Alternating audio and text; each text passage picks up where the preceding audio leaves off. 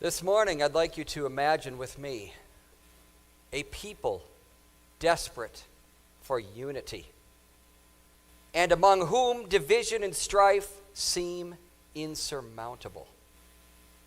In this week's Haftorah from Ezekiel chapter 37, verses 15 through 28, God uses the profound imagery of two sticks to illustrate a transformative vision: the coming together of his people into one unified nation under his sovereignty. Our passage speaks to the children of Israel's restoration, arguably in a historical context to a limited extent.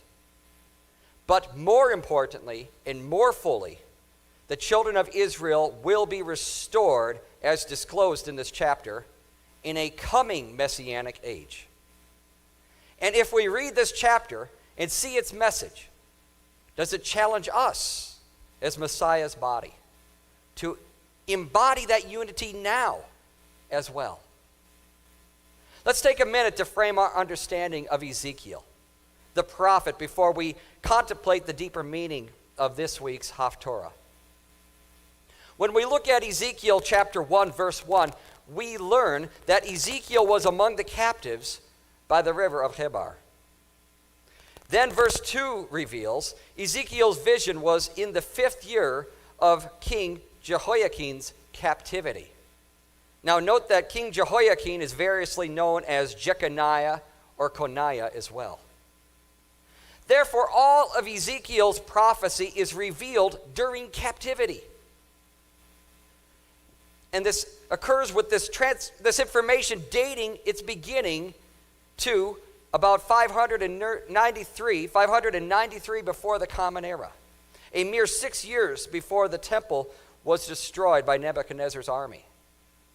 It is understood based on chapter 29, verse 17, that the latest dated prophecy from Ezekiel was recorded in 571 before the Common Era, 16 years after the destruction of Jerusalem. Hence, Ezekiel's prophecies were recorded over a 22-year time frame. Ezekiel prophesied both before and after the siege of Jerusalem and the terrors that were part of that awful time. He knew destruction was coming, but he also was privy to the rebuilding, both for the returning exiles and in the age to come. So with that in mind, let's turn to our Haftorah. Before this week's reading, the chapter discloses a valley of dry bones that becomes living humans again with the spirit of Adonai within them. They are brought back to the land of Israel. Then after this revelation comes this week's Haftorah. We'll start reading in verse 15. The word of Adonai came to me saying, "You, son of man, take one stick and write on it for Judah, for the children of Israel joined with him. Then take another stick and write on it for Joseph, the stick of Ephraim, and all the house of Israel joined with him. Join them together for yourself as one stick, so they may become one in your hand." In Ezekiel's hand, we see two sticks, representing the divided kingdoms of the children of Israel.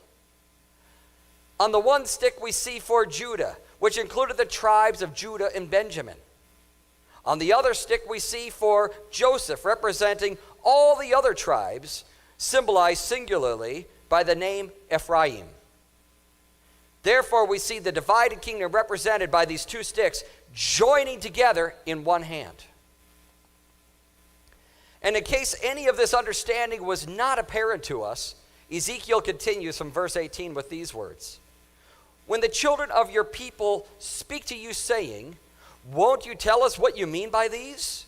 Say to them, 'Thus says Adonai Elohim, the Lord God, Behold, I will take the stick of Joseph, which is in the hand of Ephraim, and the tribes of Israel joined with him, and I will put them together with the stick of Judah and make them one stick.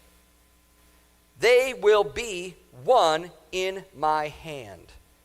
The Hebrew says, "V'hayu echad beyadi." They will be one in my hand. The sticks that you write on will be in your hand before their eyes. So here we see that these who were divided become as one, not only in the hand of the prophet, but in Adonai's own hand.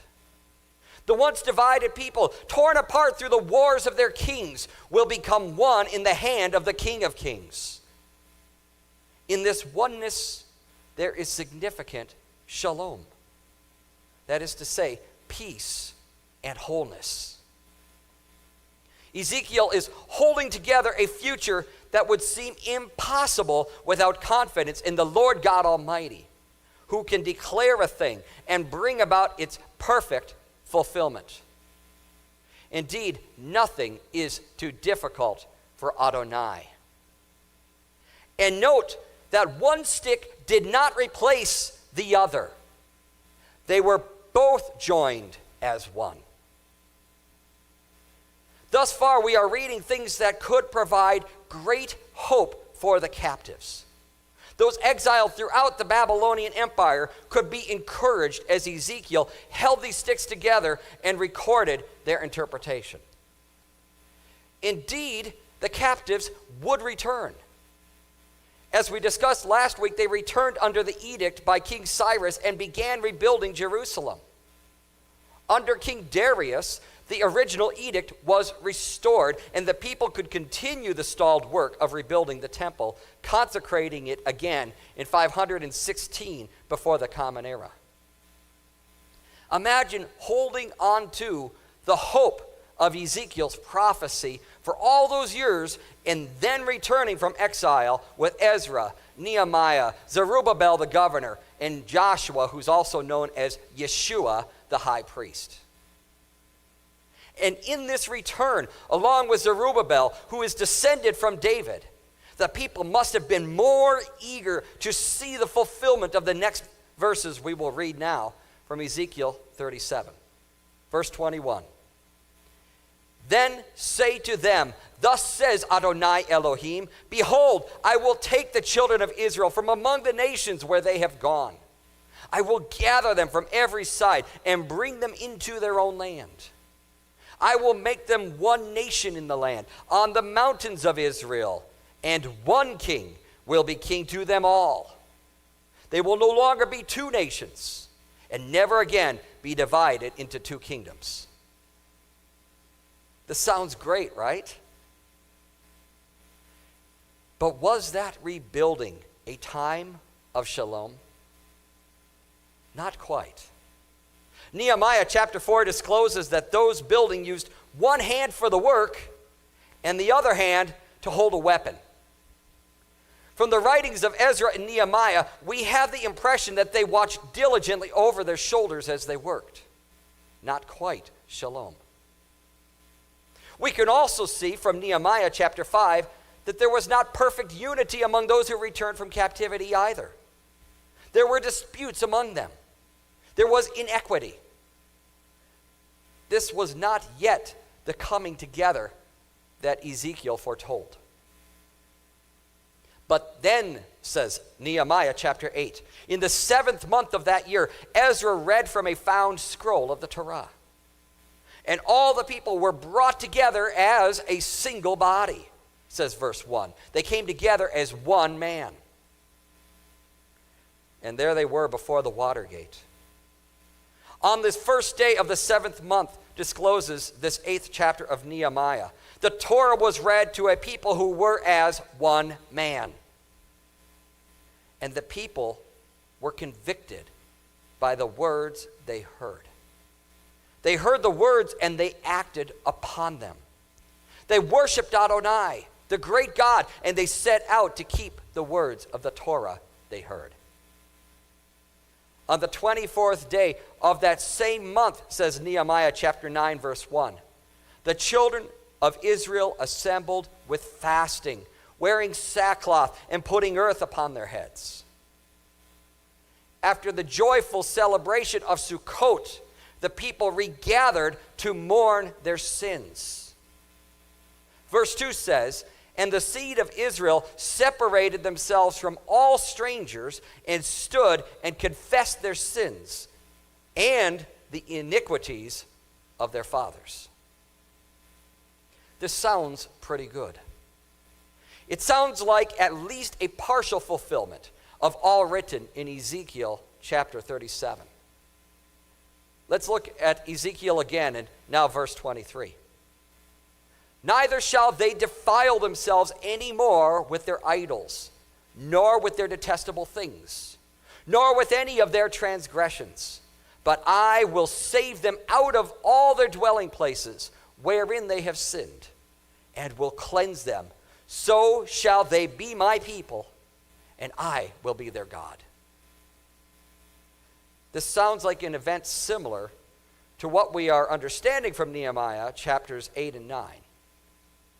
On that 24th day of the 7th month, as one unified people, the children of Israel confessed their sins and worshiped Adonai our God. But if we pay close attention to what Ezekiel is saying, there is a sense of forever that was not reached then.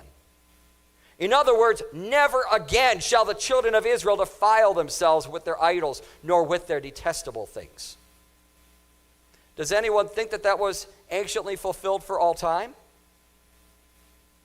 Was it not, as called in Hebrew, sinat chinam, meaning baseless hatred, according to the rabbis, that resulted in the destruction of the second temple?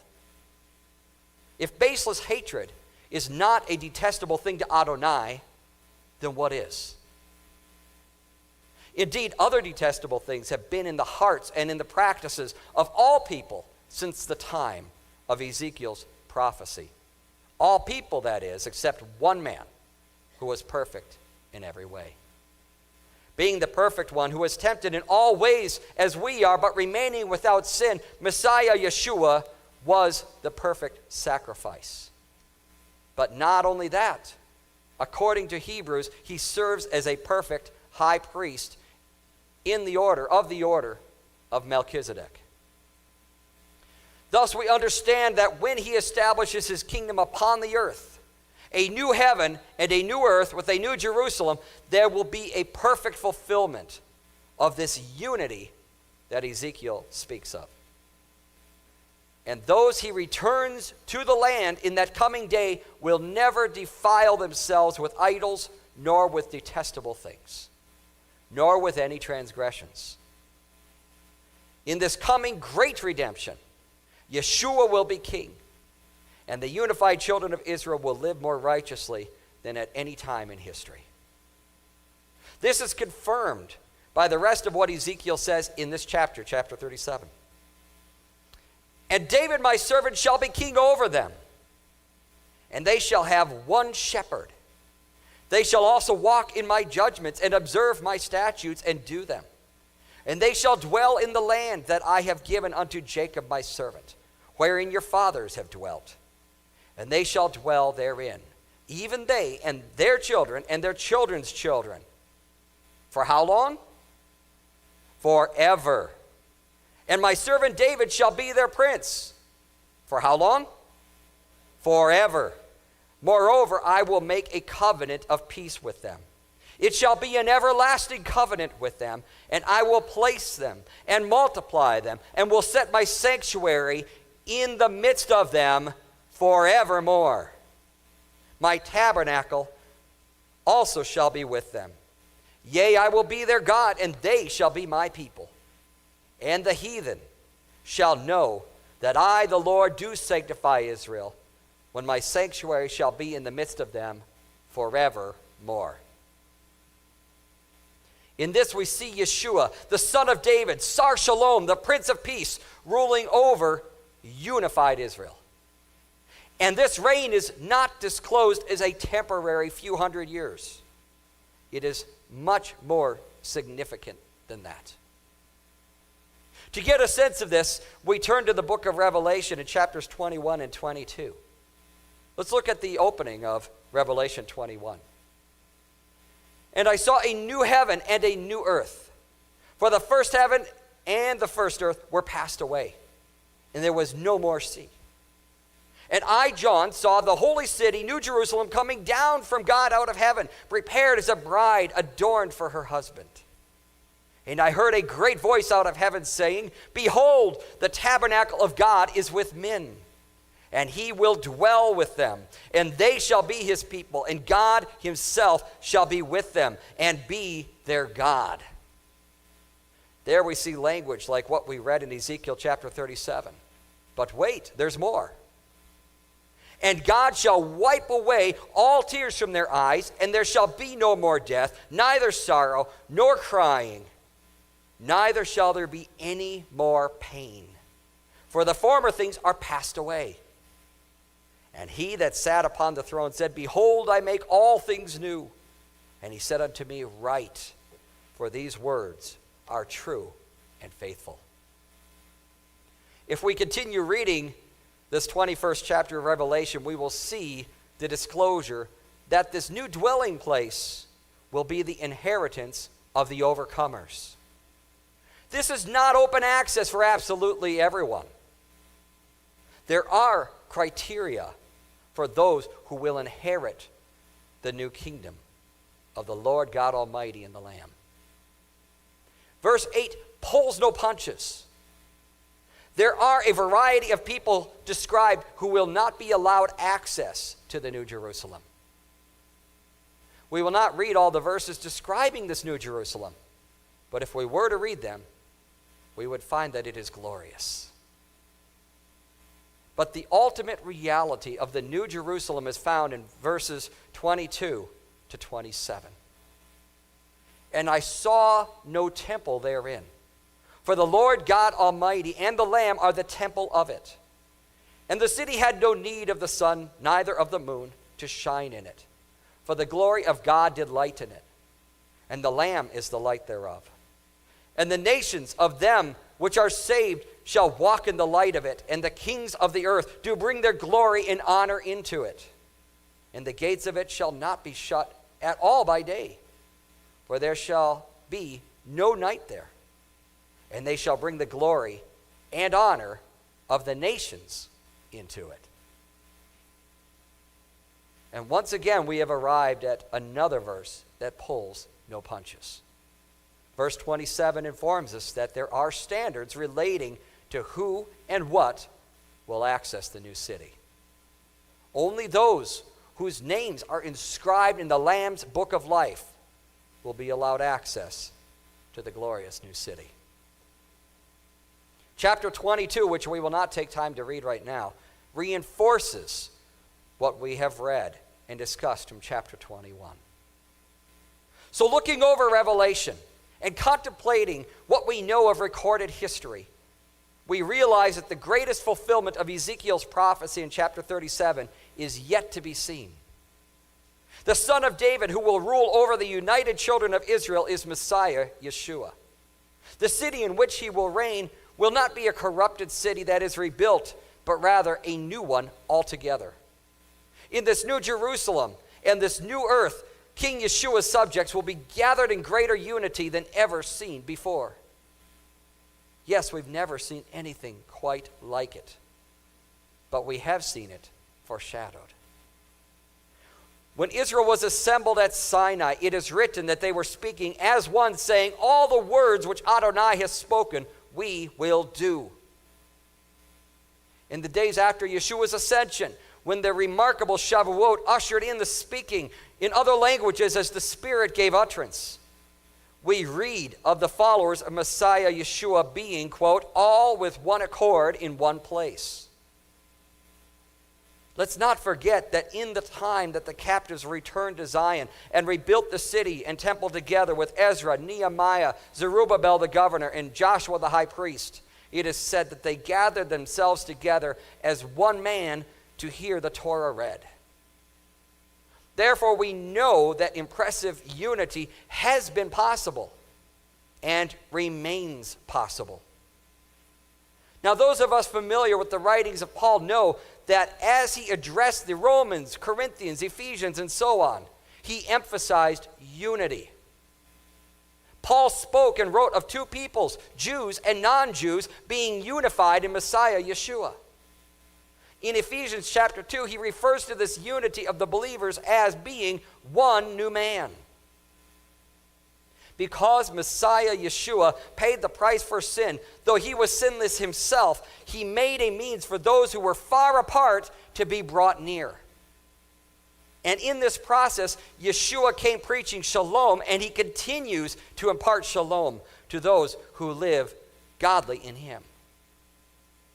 But we do not need to study hard to see that disunity runs rampant throughout the earth still. We have all the tools necessary to achieve the greatest unity on this side of Messiah's kingdom come.